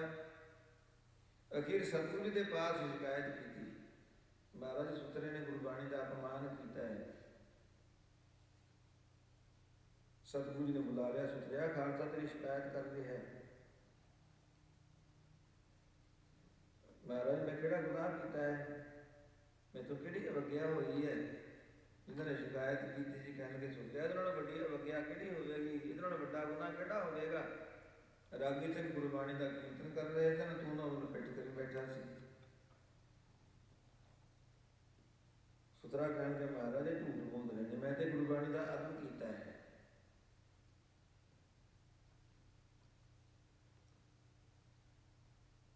ਹੁਣ ਸਿੱਖ ਬੜੇ ਹੈਰਾਨ, ਸੁਤਰਿਆ ਜੇ ਰਾਗੀ ਸਿੰਘਾਂ ਵੱਲ ਪਿੱਠ ਕਰਕੇ ਬੈਠ ਜਾਣਾ ਗੁਰਬਾਣੀ ਦਾ ਅਦਬ ਹੈ ਤੇ ਦੱਸ ਬੇਅਦਬੀ ਕਿਹੜੀ ਹੋਵੇਗੀ? ਸੁਤਰਾ ਕਹਿੰਦੇ ਵੀ ਬੇਅਦਬੀ ਇਹ ਹੈ ਜਦੋਂ ਆਪਾਂ ਗੁਰਬਾਣੀ ਦੇ ਉਪਦੇਸ਼ ਨੂੰ ਸੁਣਦੇ ਵੀ ਹਾਂ, ਕੰਨਾਂ ਦਾ ਰਸ ਲੈਣ ਵਾਸਤੇ ਝੂਮਦੇ ਵੀ ਹਾਂ, ਬੜੀ ਵਧੀਆ ਧਾਰਨਾ ਪੜ੍ਹੀ, ਬੜਾ ਵਧੀਆ ਰਾਗੀ ਸਿੰਘਾਂ ਨੇ ਸ਼ਬਦ ਪੜ੍ਹਿਆ, ਪਰ ਜੋ ਗੁਰਬਾਣੀ ਨਸੀਹਤ ਦਿੰਦੀ ਹੈ, ਜੋ ਗੁਰਬਾਣੀ ਉਪਦੇਸ਼ ਦਿਲ ਕਰਵਾਉਂਦੀ ਹੈ, ਉਹਦੇ ਵੱਲ ਸਾਡੀ ਤਵੱਜੋ ਹੀ ਕੋਈ ਨਹੀਂ ਹੁੰਦੀ। ਜਿਹਨਾਂ ਨਿੰਦਨੀਆਂ ਕਰਮਾਂ ਤੋਂ ਵਰਤਦੀ ਹੈ ਉਹ ਨਿੰਦਨੀਆਂ ਕਰਮ ਅਸੀਂ ਤਿਆਗਣ ਵਾਸਤੇ ਤਿਆਰ ਨਹੀਂ ਹੁੰਦੇ। ਜਿਹਨਾਂ ਅਸ਼ੁਭ ਕਰਮਾਂ ਵਿੱਚ ਪ੍ਰਵਿਰਤ ਕਰਦੀ ਹੈ ਉਹ ਸ਼ੁਭ ਗੁਣ ਅਸੀਂ ਧਾਰਨ ਨਹੀਂ ਕਰਦੇ, ਸਿਰਫ ਇਸ ਨੂੰ ਸੁਣਨ ਤੱਕ ਹੀ ਸੀਮਤ ਰਹਿ ਜਾਂਦੇ ਹਾਂ। ਅਮਲ ਕਰਨਾ ਜਾਂ ਗੁਰੂ ਦੇ ਉਪਦੇਸ਼ ਨੂੰ ਮੰਨਣਾ ਦੂਰ ਦੀ ਗੱਲ ਹੋ ਜਾਂਦੀ ਹੈ। ਵੀ ਇਹ ਹੈ ਗੁਰਬਾਣੀ ਦੀ ਤੌਹੀਨ, ਗੁਰਬਾਣੀ ਦਾ ਅਪਮਾਨ। ਉਹ ਸਾਧਨ ਸੰਤ ਬਾਬਾ ਈਸ਼ਰ ਸਿੰਘ ਜੀ ਮਹਾਰਾਜ ਰਾੜਾ ਸਾਹਿਬ ਵਾਲੇ ਆਪਣੀ ਜ਼ਿੰਦਗੀ ਦੇ ਆਖਰੀ ਸਾਲਾਂ ਦੇ ਵਿੱਚ ਜਦੋਂ ਇੰਗਲੈਂਡ ਗਏ, ਉੱਥੇ ਪਹਿਲੀ ਵਾਰ ਉਹਨਾਂ ਨੇ ਉਹ ਸਾਲ ਦੇ ਗੁਰਦੁਆਰਾ ਸਿੰਘ ਸਭਾ ਵਿਖੇ ਦੀਵਾਨ ਸਜਾਏ। ਜੋ ਦੀਵਾਨਾਂ ਦਾ ਭੋਗ ਪਿਆ, ਪ੍ਰਬੰਧਕ ਬਹੁਤ ਸਾਰੀ ਮਾਇਆ ਲੈ ਕੇ ਆਏ ਮਹਾਂਪੁਰਖਾਂ ਦੇ ਪਾਸ। ਸੰਤ ਮਹਾਰਾਜ ਕਹਿੰਦੇ ਭਾਈ ਇਹ ਕੀ ਚੀਜ਼ ਹੈ? ਇਹ ਮਹਾਰਾਜ ਇਹ ਗੁਰਬਾਣੀ ਦਾ ਅਸੀਂ ਆਦਮ ਕੀਤਾ ਹੈ, ਇਹ ਕੀਰਤਨ ਦੀ ਭੇਟਾ ਹੈ। ਮਹਾਂਪੁਰਖ ਕਹਿਣਗੇ ਭਾਈ ਸਾਡਾ ਤੇ ਮਨੋਰਥ ਹੀ ਨਹੀਂ, ਅਸੀਂ ਭੇਟਾ ਲੈਣ ਵਾਸਤੇ ਦਾ ਕੀਰਤਨ ਕੀਤਾ ਨਹੀਂ, ਅਸੀਂ ਤੇ ਕੀਰਤਨ ਨੂੰ ਭਗਤੀ ਜਾਣੇ ਹੈ, ਜੋ ਸਾਡੀ ਸੇਵਾ ਲੱਗੀ ਹੈ ਵੱਡੇ ਮਹਾਂਪੁਰਖਾਂ ਵੱਲੋਂ, ਅਸੀਂ ਤੇ ਉਸ ਸੇਵਾ ਨੂੰ ਨਿਭਾਇਆ ਹੈ ਆਪਣਾ ਫਰਜ਼ ਜਾਣ ਕੇ। ਨਹੀਂ ਮਹਾਰਾਜ ਸਾਡਾ ਇਹ ਫਰਜ਼ ਹੈ ਅਸੀਂ ਗੁਰਬਾਣੀ ਦਾ ਆਦਰ ਕਰੀਏ, ਗੁਰਬਾਣੀ ਦਾ ਸਤਿਕਾਰ ਕਰੀਏ, ਕੀਰਤਨ ਦੀ ਭੇਟਾ ਦੇਈਏ। ਮਹਾਂਪੁਰਖਾਂ ਨੇ ਵੀ ਇਹੋ ਹੀ ਵਚਨ ਕੀਤਾ ਵੀ ਜੇ ਭੇਟਾ ਹੀ ਦੇਣੀ ਹੈ ਨਾ, ਗੁਰਬਾਣੀ ਦਾ ਆਦਰ ਹੀ ਕਰਨਾ ਹੈ, ਤੇ ਜੋ ਤੁਸੀਂ ਸਾਡੇ ਪਾਸੋਂ ਗੁਰੂ ਨਾਨਕ ਦਾ ਸੰਦੇਸ਼ ਸੁਣਿਆ, ਗੁਰੂ ਕੀ ਪਵਿੱਤਰ ਬਾਣੀ ਦਾ ਕੀਰਤਨ ਔਰ ਗੁਰਮੁਖੀਆਂ ਵਿਚਾਰਾਂ ਸਰਵਣ ਕੀਤੀਆਂ ਨੇ, ਬਸ ਇਹਨਾਂ ਨੂੰ ਹੀ ਆਪਣੇ ਹਿਰਦੇ ਅੰਦਰ ਵਸਾ ਲਓ। ਇਹੋ ਹੀ ਸਭ ਤੋਂ ਵੱਡੀ ਭੇਟਾ ਹੈ, ਇਹੋ ਹੀ ਗੁਰਬਾਣੀ ਦਾ ਸਭ ਤੋਂ ਵੱਡਾ ਆਦਮ ਹੈ। ਜੇ ਗੁਰਬਾਣੀ ਨੂੰ ਆਪਣੇ ਹਿਰਦੇ ਅੰਦਰ ਵਸਾਇਆ ਹੀ ਨਹੀਂ, ਸਿਰਫ ਕੰਨਾਂ ਦਾ ਰਸ ਲੈਣ ਵਾਸਤੇ ਸੁਣਦੇ ਰਹੇ, ਫਿਰ ਇਹੋ ਜਿਹਾ ਸੁਣਨਾ ਵੀ ਕੋਈ ਮਾਇਨਾ, ਕੋਈ ਅਰਥ ਨਹੀਂ ਰੱਖਦਾ। ਹਾਂ, ਸਾਰਕਨ ਕੇ ਸੁਥਰਾ ਕਹਿ ਰਿਹਾ ਹੈ ਵੀ ਗੁਰਬਾਣੀ ਦਾ ਅਦਬ ਤੇ ਇਹ ਹੈ ਜੋ ਗੁਰਬਾਣੀ ਤਾੜਨਾ ਕਰਦੀ ਹੈ, ਜਿਹਨਾਂ ਨਿੰਦਨੀਆਂ ਕਰਮਾਂ ਤੋਂ ਵਰਜਦੀ ਹੈ। ਗੁਰਬਾਣੀ ਦਾ ਉਪਦੇਸ਼, ਗੁਰਬਾਣੀ ਦਾ ਕੀਰਤਨ ਜਾਂ ਪਾਠ ਸੁਣ ਕੇ ਉਹ ਨਿੰਦਨੀਆਂ ਕਰਮ ਤਿਆਗ ਕੀਤੇ ਜਾਣ। ਫਰੀਦਾ ਜਿੰਨੀ ਕਮੀ ਨਾਹੀਂ ਗੁਣ ਤੇ ਕਮੜੇ ਵਿਸਾਰ, ਮਤ ਸ਼ਰਮਿੰਦਾ ਥੀ ਨਹੀਂ ਸਾਈਂਦਾ ਦਰਬਾਰ। ਜਿਹੜੇ ਤਿਆਗਣ ਯੋਗ ਕਰਮ ਨੇ, ਤਿਆਗਨ ਨੇਕਾ, ਕਾਮ ਕ੍ਰੋਧ ਲੋਭ ਮੋਹ ਤਿਆਗਨ। ਸਾਧੋ ਮਨ ਕਾ ਮਾਨ ਤਿਆਗੋ, ਕਾਮ ਕ੍ਰੋਧ ਸੰਗਤ ਦੁਰਜਨ ਕੀ ਤਾਤੇ ਹੈ ਨਿਸਭਾਗੋ। ਇਹਨਾਂ ਦਾ ਤਿਆਗ ਕਰਨਾ, ਜਿਹਨਾਂ ਸ਼ੁਭ ਕਰਮਾਂ ਵਿੱਚ ਗੁਰਬਾਣੀ ਪ੍ਰਵਿਰਤ ਕਰਦੀ ਹੈ, ਗੁਰੂ ਨਾਮ ਦਾਨ ਇਸ਼ਨਾਨ ਇਹ ਧਾਰਨ ਕਰਨੇ, ਇਹ ਤੇ ਹੈ ਆਦਮ। ਔਰ ਜੇ ਗੁਰਬਾਣੀ ਦਾ ਕੀਰਤਨ ਕੰਨਾਂ ਦਾ ਰਸ ਲੈਣ ਵਾਸਤੇ ਝੂਮ ਕੇ ਸੁਣਦੇ ਹੀ ਰਹੇ, ਗੁਰਬਾਣੀ ਦੇ ਉਪਦੇਸ਼ ਨੂੰ ਹਿਰਦੇ ਅੰਦਰ ਥਾਂ ਹੀ ਨਾ ਦਿੱਤੀ, ਮੰਨਣਾ ਦੂਰ ਦੀ ਗੱਲ ਹੋ ਗਈ। ਫਿਰ ਇਹ ਹੈ ਗੁਰਬਾਣੀ ਦੀ ਤੌਹੀਨ, ਗੁਰਬਾਣੀ ਦੀ ਬੇਅਦਬੀ। ਰਾਗੀ ਸਿੰਘ ਕੀਰਤਨ ਕਰ ਰਹੇ ਸਨ, ਤਾੜਨਾ ਦੇ ਸ਼ਬਦ ਪੜ੍ਹੇ ਜਾ ਰਹੇ ਸਨ, ਚਪੇੜਾਂ ਵੱਜ ਰਹੀਆਂ ਸਨ ਵੀ ਮੈਥੋਂ ਬਰਦਾਸ਼ਤ ਨਹੀਂ ਹੋਈਆਂ, ਪਿੱਠ ਕਰ ਲਈ ਵੀ ਪਿੱਠ ਵਿੱਚ ਵੱਜੀ ਜਾਣ, ਮੈਂ ਬਰਦਾਸ਼ਤ ਕਰ ਲਵਾਂਗਾ, ਪਰ ਸਾਹਮਣੇ ਮੱਥੇ ਬੈਠ ਕੇ ਨਹੀਂ ਖਾ ਸਕਦਾ। ਸੁਥਰੇ ਦਾ ਕੁਝ ਸੁਭਾਅ ਹੀ ਇਹੋ ਜਿਹਾ ਸੀ। ਸੰਗਤਾਂ ਵੀ ਭਲੀ ਪ੍ਰਕਾਰ ਜਾਣਦੀਆਂ ਸਨ, ਸਤਿਗੁਰੂ ਜੀ ਵੀ ਜਾਣਦੇ ਸਨ। ਕਹਿੰਦੇ ਖਾਲਸਾ ਜੀ ਸੁਥਰੇ ਦੀ ਹਰ ਗੱਲ ਵਿੱਚ ਵੀ ਰਾਜ ਹੁੰਦਾ ਹੈ। ਇਹ ਤੁਹਾਨੂੰ ਕੋਈ ਨਸੀਹਤ ਦੇ ਰਿਹਾ ਹੈ, ਤੁਹਾਨੂੰ ਕੋਈ ਵੈਸ਼ਨਵ ਕੋਈ ਸਬਕ ਦੇ ਰਿਹਾ ਹੈ ਕਿ ਗੁਰਬਾਣੀ ਦੇ ਉਪਦੇਸ਼ ਨੂੰ ਕੇਵਲ ਕੰਨਾਂ ਦਾ ਰਸ ਲੈਣ ਵਾਸਤੇ ਨਹੀਂ ਸੁਣਨਾ, ਵੀ ਝੂਮ ਝੂਮ ਕੇ ਸੁਣਦੇ ਵੀ ਰਹੀਏ ਔਰ ਗੁਰਬਾਣੀ ਦੇ ਉਪਦੇਸ਼ ਉੱਪਰ ਅਮਲ ਵੀ ਨਾ ਕਰੀਏ। ਹਾਂ, ਸਾਰਥਕ ਤਾਂ ਆਪਾਂ ਸੁਣਦੇ ਤੇ ਹਾਂ, ਪੜ੍ਹਦੇ ਵੀ ਹਾਂ। ਦੇਖੋ ਸਤਿਗੁਰੂ ਜੀ ਦੇ ਸਿਮਰਨ ਦੀਆਂ ਕਿੰਨੀਆਂ ਬਰਕਤਾਂ ਦੱਸੀਆਂ ਨੇ। ਜੈ ਹਰ ਸਿਮਰਨ ਭਇਆ ਤੈਂ ਉਪਾਦਗਤ ਕੀਨੀ, ਬੜ ਭਾਗੀ ਹਰ ਜਪਨਾ।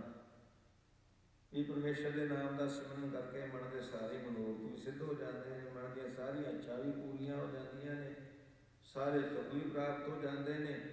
ਐਸ ਜਾਣ ਦੇ ਵਿੱਚ ਵੀ ਸ਼ੋਭਾ ਮਿਲਦੀ ਹੈ, ਵਡਿਆਈ ਮਿਲਦੀ ਹੈ। ਸੱਚਾ ਮਾਰਗ ਕਰਦੇ ਹਾਂ ਉਸਤ ਕਰੈ ਜਹਾਨ, ਔਰ ਅੱਗੇ ਪ੍ਰਲੋਕ ਦੇ ਵਿੱਚ ਵੀ ਮੁਖ ਉਜਲਾ ਹੁੰਦਾ ਹੈ। ਜਿਨੀ ਨਾਮ ਧਿਆਇਆ ਗਏ ਮੁਸਕਤ ਘਾਲ, ਨਾਨਕ ਤੇ ਮੁਖ ਉਜਲੇ ਖੇਤੀ ਛੁੱਟੀ ਨਾਲ। ਸਿਮਰਨ ਦੀਆਂ ਬਰਕਤਾਂ ਦੁਆਰਾ ਅਜਾਵਨ ਜੈਸੇ ਪਾਪੀ ਵੀ ਤਰ ਜਾਂਦੇ ਨੇ, ਗਣਕਾ ਜੈਸੀਆਂ ਪਾਪੜਾਂ ਦਾ ਵੀ ਉਧਾਰ ਹੋ ਜਾਂਦਾ ਹੈ। ਵੱਡੇ ਵਡਿਆਦ ਜੀਵ ਤਰ ਜਾਂਦੇ ਨੇ, ਸੰਸਰੇ ਸਮੁੰਦਰ ਤੋਂ ਪਾਰ ਲੰਘ ਜਾਂਦੇ ਨੇ ਸਿਮਰਨ ਦੀਆਂ ਬਰਕਤਾਂ ਦੁਆਰਾ। ਸੁਣਦੇ ਹਾਂ ਆਪਾਂ ਬਰਕਤਾਂ, ਪਰ ਸਿਮਰਨ ਕਰਨਾ ਇਹ ਸਾਡੇ ਵਾਸਤੇ ਮਾਨੋ ਪਹਾੜ ਬਣ ਜਾਂਦਾ ਹੈ। ਸਾਰਾ ਦਿਵਸ ਮਜ਼ਦੂਰੀ ਕਰੈ, ਹਰ ਸਿਮਰਨ ਕੀ ਬੇੜਾ ਬੱਜਰ ਸਿਰ ਕਰੈ। ਜਦੋਂ ਸਿਮਰਨ ਕਰਨਾ ਪੈਂਦਾ ਉਦੋਂ ਸਾਨੂੰ ਚੰਗਿਆਈ ਆਲ ਕਰੇ, ਬੁਰਿਆਈ ਹੋਏ ਸ਼ੇਰ। ਨਾਨਕ ਅੱਜ ਕੱਲ੍ਹ ਆਪਸੀ ਗਾਪੁਰ ਪਾਹੀ ਕੇ। ਸੁਣਦੇ ਆ ਸਿਮਰਨ ਦੀਆਂ ਬਰਕਤਾਂ ਜ਼ਰੂਰ, ਪਰ ਜੇ ਸਿਰਫ ਸੁਣਨ ਤੱਕ ਹੀ ਸੀਮਿਤ ਰਹੇ, ਸਾਰਥਕ ਇਹੋ ਜਿਹੇ ਸੁਣਨ ਦਾ ਸਤਿਗੁਰੂ ਜੀ ਨੇ ਕੋਈ ਲਾਭ ਨਹੀਂ ਮੰਨਿਆ। ਆਪਾਂ ਵੀ ਸੁਣਦੇ ਹਾਂ, ਸਾਰੇ ਸੰਗਤ ਸਿਮਰਨ ਦੀਆਂ ਬਰਕਤਾਂ ਧੰਨੇ ਨੇ ਵੀ ਸੁਣੀਆਂ।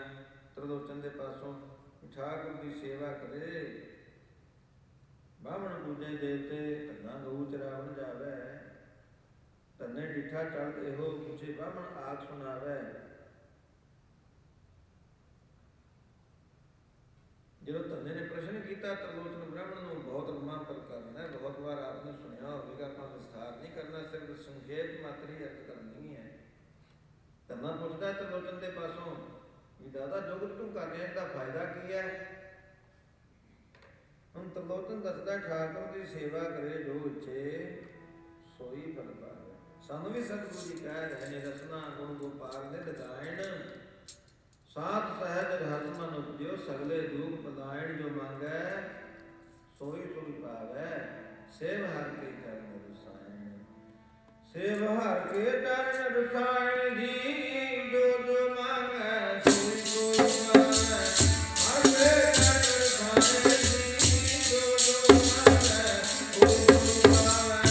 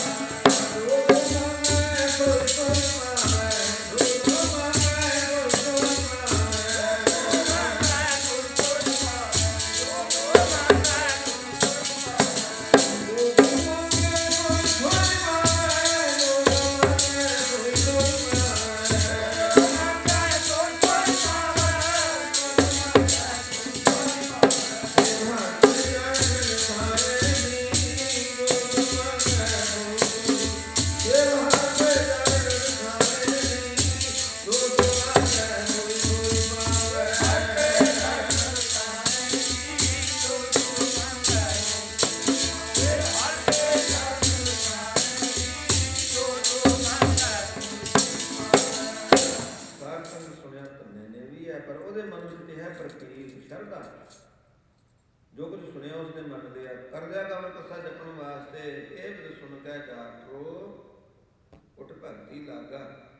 ਉਹਨੂੰ ਕੀ ਫਲ ਪ੍ਰਾਪਤ ਹੋਇਆ? ਮਿਲਿਆ ਪ੍ਰਤੱਖ ਗੁਸਾਈਆਂ ਧੰਨਾ ਵਡ ਭਾਗਾ। ਸੁਣਦੇ ਆਪਾਂ ਵੀ ਹਾਂ, ਪਰ ਜੇ ਆਪਾਂ ਕੇਵਲ ਸੁਣਨ ਤੱਕ ਹੀ ਸੀਮਤ ਹਾਂ, ਇਹ ਜਪਣ ਵਾਸਤੇ ਕਮਲ ਕਸਾ ਨਹੀਂ ਕੀਤਾ, ਫਿਰ ਸਾਰਥਕ ਸੁਣਨ ਦਾ ਕੋਈ ਅਰਥ ਨਹੀਂ।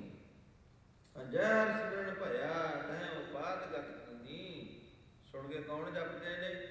ਜਿਨ੍ਹਾਂ ਦੇ ਅਤਿਅੰਤ ਵੱਡੇ ਭਾਗ ਹੁੰਦੇ। ਅਖੀਰ ਵਿੱਚ ਸਤਿਗੁਰੂ ਜੀ ਫਰਮਾਨ ਕਰਦੇ ਨੇ ਕਿ ਸਾਨੂੰ ਤੇ ਸਾਡੇ ਗੁਰੂਦੇਵ ਤੀਸਰੇ ਪਾਤਸ਼ਾਹ ਸਾਹਿਬ ਗੁਰੂ ਅਮਰਦਾਸ ਜੀ ਮਹਾਰਾਜ ਨੇ ਸੁਮਤਿ ਇਹ ਬਖਸ਼ੀ ਹੈ, ਜਨ ਨਾਨਕ ਕਉ ਗੁਰ ਇਹ ਮਤਿ ਦੀਨੀ, ਜਪ ਹਰ ਭਗਤਿ ਤਰਨਾ। ਇਹ ਸੰਸਾਰ ਸਮੁੰਦਰ ਤੋਂ ਪਾਰ ਹੋਇਆ ਜਾ ਸਕਦਾ ਹੈ ਪਰਮਾਤਮਾ ਦਾ ਨਾਮ ਜਪ ਕੇ। ਉਹ ਸਾਧਨ ਦੇਖੋ, ਸਾਰੇ ਮਨੋਰਥ ਆ ਗਏ, ਮਨ ਦੀਆਂ ਇੱਛਾ ਪੂਰੀਆਂ ਹੋਈਆਂ, ਸਾਰੇ ਸੁਖ ਪ੍ਰਾਪਤ ਹੋ ਜਾਣੇ, ਲੋਕ ਔਰ ਪਰਲੋਕ ਦੇ ਵਿੱਚ ਸ਼ੋਭਾ ਪ੍ਰਾਪਤ ਕਰਨੀ, ਗੁਨਾਹ ਪਾਪ ਇਹਨਾਂ ਤੋਂ ਨਿਵਰਤੀ ਹੋ ਜਾਣੀ, ਔਰ ਸੰਸਾਰ ਦੇ ਸਮੁੰਦਰ ਤੋਂ ਪਾਰ ਲੰਘ ਜਾਣਾ। ਇਹ ਸਾਰੇ ਮਨੋਰਥਾਂ ਦੀ ਸਿੱਧੀ ਦਾ ਸਾਧਨ ਸਾਨੂੰ ਸਾਹਿਬ ਗੁਰੂ ਰਾਮਦਾਸ ਜੀ ਮਹਾਰਾਜ ਨੇ ਦੱਸਿਆ ਹੈ। ਜਦ ਮਨ ਸਤਨਾਮ ਸਦਾ ਸਤਨਾਮ ਹੜਤ ਪੜਤ ਪੂਜਲ ਹੋਈ ਹੈ, ਨਿਤ ਧਿਆਈ ਹੈ ਹਰ ਪੁਰਖ ਨੇ। ਜਿਹੜਾ ਸਭ ਤੋਂ ਸ੍ਰੇਸ਼ਟ ਮਨੋਰਥ ਹੈ, ਸੰਸਾਰ ਸਮੁੰਦਰ ਤੋਂ ਪਾਰ ਲੰਘ ਕੇ ਪ੍ਰਭੂ ਪ੍ਰਾਪਤੀ ਦੀ ਮੰਜ਼ਿਲ ਤੱਕ ਪਹੁੰਚ ਜਾਣਾ, ਇਹ ਵੀ ਸਤਿਗੁਰੂ ਜੀ ਫਰਮਾਨ ਕਰ ਰਹੇ ਨੇ। ਜਨ ਨਾਨਕ ਕਉ ਗੁਰ ਇਹ ਮਤਿ ਦੀਨੀ, ਜਪ ਹਰਿ ਭਜਨ ਕਰਨਾ। ਭਜਨ ਸਾਹਿਬ ਸੇਤ ਨਾਮ ਹਰੀ ਕਾ ਬੋਲਤਾ। ਪਰਮਾਤਮਾ ਦਾ ਨਾਮ ਹੀ ਮਨ ਨੂੰ ਜਹਾਜ਼ ਬਣ ਜਾਂਦਾ ਹੈ ਇਸ ਜੀਵ ਨੂੰ ਸੰਸਾਰ ਸਮੁੰਦਰ ਤੋਂ ਪਾਰ ਲੰਘਾਉਣ ਵਾਸਤੇ। ਆਓ ਸਾਰੇ ਤਨ ਇੱਥੋਂ ਅੱਗੇ ਪ੍ਰਕਾਰ ਨੂੰ ਆਪਾਂ ਕੱਲ੍ਹ ਸ਼ੁਰੂ ਕਰਾਂਗੇ। ਕੱਲ੍ਹ ਨੂੰ ਵੀ ਆਪਨੇ ਵਕਤ ਤੇ ਪਹੁੰਚ ਕੇ ਵੈਸੇ ਤੇ ਪ੍ਰਬੰਧਕਾਂ ਨੇ ਆਪਣੀ ਮਦਦ ਕੀਤਾ ਹੋਵੇਗਾ, ਪਰ ਜੇ ਸਾਰੀ ਸੰਗਤ ਨੂੰ ਇਸ ਗੱਲ ਦੀ ਖਬਰ ਨਹੀਂ ਵੀ ਮਿਲ ਸਕੀ ਕਿ ਜਿਤਨੇ ਤੁਸੀਂ ਗੁਰੂ ਕਮਾਈ ਭਾਈ ਸਤਿਗੁਰੂ ਜੀ ਦੀ ਪਵਿੱਤਰ ਗੁਰੂ ਵਿੱਚ ਪਹੁੰਚੇ ਹੋ, ਉਹ ਆਪਣੇ ਸੰਬੰਧੀਆਂ ਨੂੰ, ਆਪਣੇ ਰਿਸ਼ਤੇਦਾਰਾਂ, ਆਪਣੇ ਮਿੱਤਰਾਂ ਦੋਸਤਾਂ ਨੂੰ, ਜਿੱਥੇ ਜਿੱਥੇ ਵੀ ਤੁਹਾਡੇ ਸੰਪਰਕ ਨੇ, ਆਪਣੀ ਵੱਲੋਂ ਯਤਨ ਕਰੋ ਉਹਨਾਂ ਨੂੰ ਇਨਫੋਰਮ ਕਰਨ ਵਾਸਤੇ ਕਿ ਆਪਾਂ ਇੱਥੇ ਕੱਲ੍ਹ ਵੀ ਇਸੇ ਵਕਤ ਔਰ ਇਸੇ ਤਰ੍ਹਾਂ ਪਰਸੋਂ ਨੂੰ ਜੋ ਹਫ਼ਤਾਵਾਰੀ ਦੀਵਾਨ ਹੁੰਦਾ ਹੈ, ਉਸ ਦੌਰਾਨ ਮਹਾਂਪੁਰਖਾਂ ਦੀ ਪਰਮ ਪੂਜਨੀਕ ਸੰਤ ਬਾਬਾ ਈਸ਼ਰ ਸਿੰਘ ਜੀ ਮਹਾਰਾਜ ਰਾੜਾ ਸਾਹਿਬ ਵਾਲਿਆਂ ਦੀ ਚਲਾਈ ਪ੍ਰਪਾਟੀ, ਉਹਨਾਂ ਦੀ ਚਲਾਈ ਰਵਾਇਤ ਅਨੁਸਾਰ ਗੁਰਬਾਣੀ ਦੇ ਕੀਰਤਨ ਔਰ ਗੁਰਮਤਿ ਦੀਆਂ ਵਿਚਾਰਾਂ ਦੁਆਰਾ ਲਾਭ ਉਠਾਉਣਾ ਹੈ। ਆਪ ਵੀ ਆਓ, ਆਪਣੇ ਸੰਗੀ ਸਾਥੀਆਂ ਨੂੰ ਪ੍ਰੇਰ ਕੇ ਵੀ ਲਿਆਓ। ਇੱਥੇ ਆ ਕੇ ਆਪਾਂ ਗੁਰੂ ਦੀ ਪਵਿੱਤਰ ਬਾਣੀ ਔਰ ਗੁਰਮਤਿ ਦੇ ਨਾਲ ਜੁੜੀਏ, ਸਤਿਗੁਰੂ ਜੀ ਦੀ ਬਖਸ਼ਿਸ਼ ਦੇ ਪਾਤਰ ਬਣ ਕੇ ਆਪਣਾ ਲੋਕ ਸਫਲਾ ਬਣਾਈਏ। ਰਾਮ ਕਲੀ ਮਹਲਾ ਤੀਜਾ। ਆਨੰਦ ਇੱਕ ਓੰਕਾਰ ਸਤਿਗੁਰ ਪ੍ਰਸਾਦ ਆਨੰਦ ਪਾਇਆ ਮੇਰੀ ਬਾਣੀ ਸਤਿਗੁਰੂ ਨੇ ਪਾਇਆ।